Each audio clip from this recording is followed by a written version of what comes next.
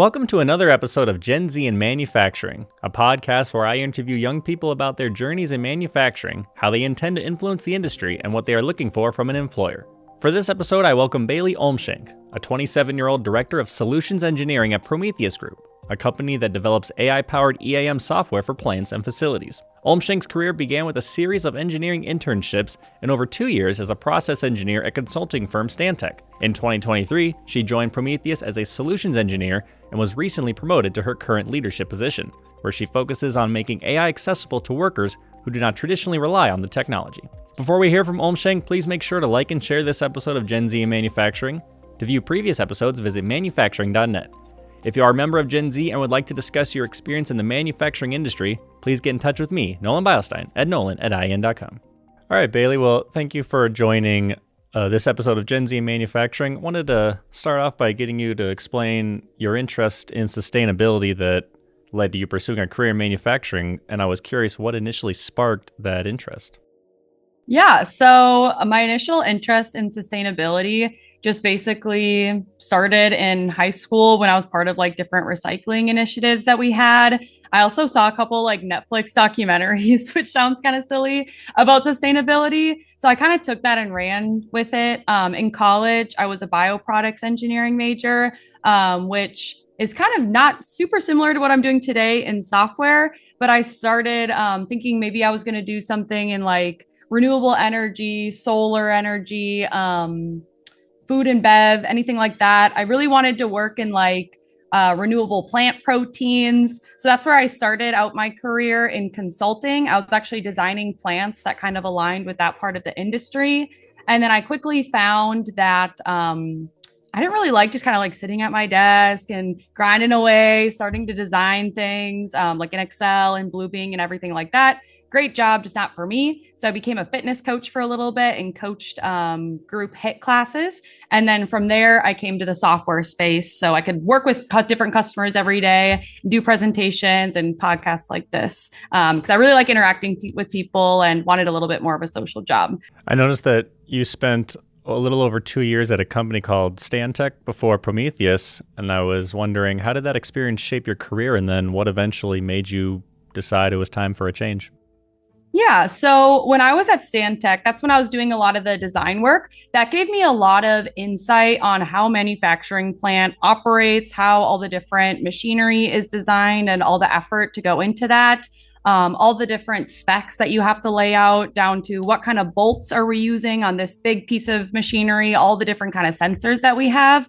So now at Prometheus, when I work on more of the software space for manufacturing and I'm on site with customers, I have a good understanding of their needs because of that experience at Stantec.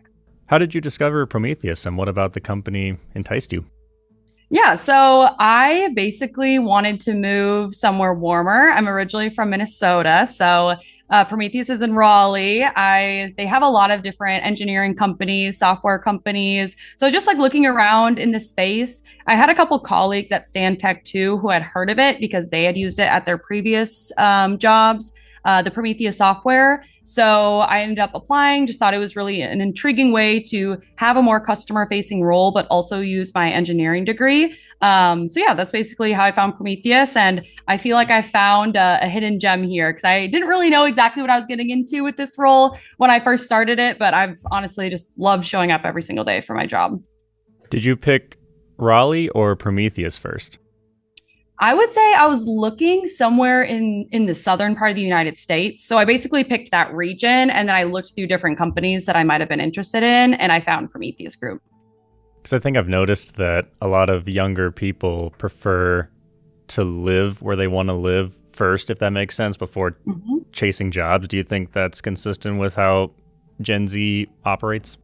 Yeah, that's definitely consistent with what most myself operates. I chose my region and then my company. And I would say a lot of my friends who also work in the engineering space will choose where they want to work and then the company that they're looking for. I know on LinkedIn, when you search for jobs, it's company or role, or you could search for location and everybody's doing location first. I would say that's probably the priority. How would you say Prometheus supported your growth throughout all your different roles you've had with them? Before this director role, I was a team lead for the solutions engineering team. And the way I kind of got that role was I just told my boss I was really interested in being a leader. And he was like, hey, you know what? You can lead this small group. Let's see how it goes. And then he kind of mentored me up to be an even better leader and to even enhance my skills to the point where they actually wanted me to lead the entire team.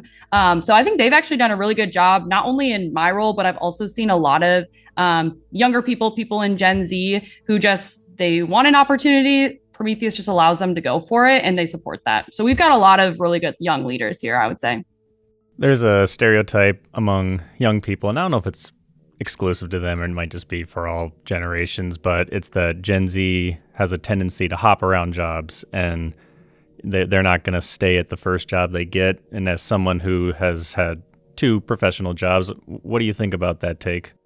That doesn't surprise me because I do see people jumping around, especially in tech. I think it's really easy to get a lot of experience quickly and jump somewhere else.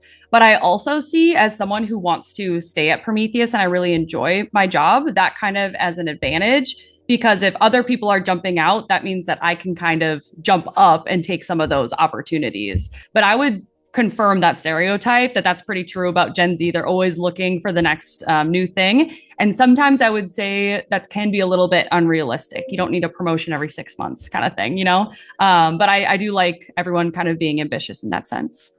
So in the manufacturing industry, especially, retention is a big topic that's being discussed currently. What factors do you think influence whether a young worker is going to stay or move on? What should employers be on the lookout for?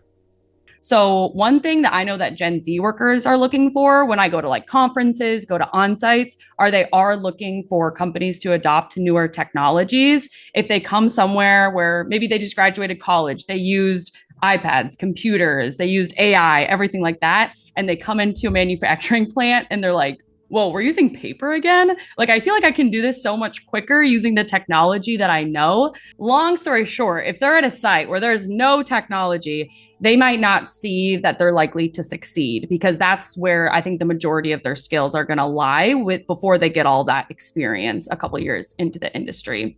And I'd say the same thing for software as well. And I think with the Gen Z wanting to like hop around, step up, like I've got a team where we kind of have a mix of like Gen Z and millennial, I would say. And I always have to make sure that there's always different goals and ways they can be more ambitious with their role on the horizon. Like I like to have like Q1, Q2 goals that they're able to hit that are really high, because if I just said, oh, just keep doing your job, you're doing great. That's, I think, when Gen Z starts to get a little bit bored. You told me in our email exchange that you focus on making AI accessible for people who do not traditionally rely on that technology in their daily work. Who are you referring to specifically when you say that? Yeah, so when we're talking about the Prometheus software and how we're trying to use AI, traditionally, we're talking about people in manufacturing plants, maybe like a plant maintenance planner, scheduler, supervisor, manager. A lot of the work that they still do, if they've digitized it, is like copy, paste, click, click. Like they do a lot of repetitive work. So we're exploring how we can use different AI agents to, instead of doing like a click, click, click, click 100 different times, they can go in and say, hey, I want to change the duration of this job to 5 for every work order that has this word in it. And then an AI agent would go in and change all of those things. Or, hey, this happened on the site floor. What should I do next? So that's another importance of getting the context into AI models from the older generations before they retire, so newer generations can use that data effectively. What main skills gaps do you notice between generations on maintenance teams in these manufacturing plants? Yeah, so I would say it's definitely kind of like I mentioned before, where like someone who's been working in a plant for 20 years, they're really familiar on how to fix certain assets, and they might not even be writing that down. They just kind of know it in their head. Whereas someone in Gen Z coming into a role like that, they'll have no idea how to fix something just because they haven't been at the site long enough. And since they tend to move roles a lot more, nobody's getting all of that experience that they need to maintain these assets. So I think if people don't start adopting more technology and getting that, what we like to call like tribal knowledge out of people who might retire as heads into some type of technology, we might lose that altogether and have to start from scratch when it comes to maintaining our assets. So I'd say that's probably the biggest gap, is just kind of knowing how the site works from all your years and years of experience. Whereas the older generation, is always lacking a little bit on the technology side. But I would say I'd be pleasantly surprised by a lot of people we've been working with on the older side in terms of how they've been able to pick up AI. But AI is kind of intrinsically a little bit easy because it's unlike the internet where you kind of have to like really search for something. You can be pretty vague. You can have spelling errors. You could not exactly know what you're talking about. And AI can kind of understand that a little bit better. So I've been pleasantly surprised with that. Do you worry at all that manufacturers that are trying to implement AI don't have their data all in place? I mean, you mentioned that you can have a few misspellings and it'll still give you what you want. But if you have bad data, it's going to spit out a bad solution. And do you have any concerns with that? Yeah, I would say that's a concern for a lot of people looking at AI tools. For example, if we need to do a job and all we have in our system right now is fix the pump, when I ask AI to generate a job for me, it's going to give me a very vague description as well. So what we're telling a lot of our customers on the verge of AI before they start to implement, maybe months before the project, is I think the first thing you should do is do like a master data cleanse and look at all the materials in your ERP system, look at all your job plans, try to make sure everything is as straight as possible before you implement AI, because garbage in, garbage out. What are some ways you think companies can help teams upskill and adopt AI tools without overwhelming them? That's a good question. So one way that we've approached this is before we introduce an AI tool, we don't just say like, hey, we're going to train on this AI tool. We first introduce, like, we call it like a use case. I think this is like a common term that a lot of people are using in the industry. So we're first like, this is the goal or the gap that we see where people are doing a lot of manual processes or they're not doing it all. So that's what we first identify is the challenge. And then I've gotten really into the habit of explaining how the AI actually works and trying to simplify it. So, and then also doing like a kind of like a business case or a time series test to say like, hey, this is what you're doing now. It takes 9 hours out of your week. If we use AI, it's only going to take a couple of hours. So starting with like the business case first, explaining like the use case and the mission of what we're trying to do, and then simplifying the actual use of the AI tool. One way, and this is kind of granular getting into the tech, but with AI, you can type in like prompts like, I want you to do this. Or another option is maybe you have first like a multiple choice of what it can do. So starting small to be like the user doesn't just come up with what they want it to do. They can either do option A, option B, or option C. Like that would be a really easy way to ease somebody in once they're actually beginning to do that end user training. There are concerns that